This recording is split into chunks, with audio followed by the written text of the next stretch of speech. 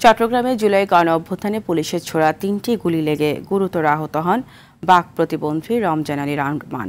ভাগ্যক্রমে পেটে গুলি খেয়েও প্রাণে বেঁচে যান তিনি।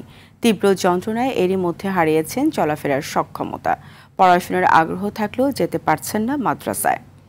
অভাবের সংসারের সন্তানের চিকিৎসা করাতে হিমশিম খাচ্ছে এই জুলাই যোদ্ধার পরিবার।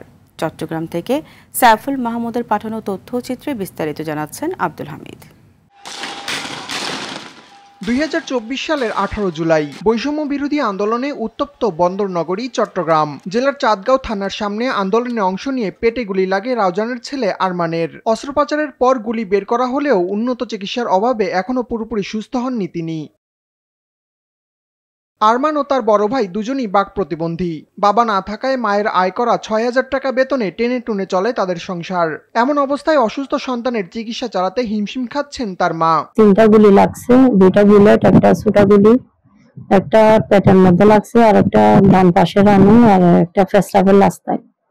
এখন ও মনে করেন একটা প্রতিবন্ধীর মতন হয়ে গেছে, কথাবার্তা বলতে পারে না, ঘর থেকে কোথাও এরকম বাইর হয় না, কোথাও একলা যাওয়া আসা করেন।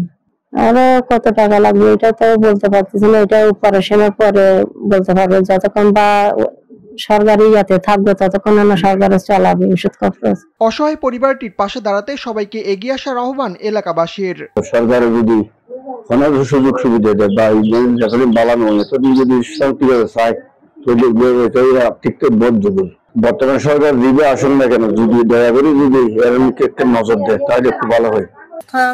ভর্তি আহি যাইবি এদিন ছিল দিয়ে টাকা পয়সা দেওয়া ওষুধ তাক কিনে আইনে যায় ক্ষণমতা ওই গাড়ি দিয়ে টানে বর্গ ক্ষণমতা চালাইব অমমত দুনু ভুক্ত। জুলাই গণ আন্দোলনে অংশ নিয়ে আরমানের মতো যারা শারীরিকভাবে ক্ষতিগ্রস্ত হয়েছেন তাদের উন্নত চিকিৎসা সেবা নিশ্চিত করা সরকারের নৈতিক দায়িত্ব বলছেন সংশ্লিষ্টরা।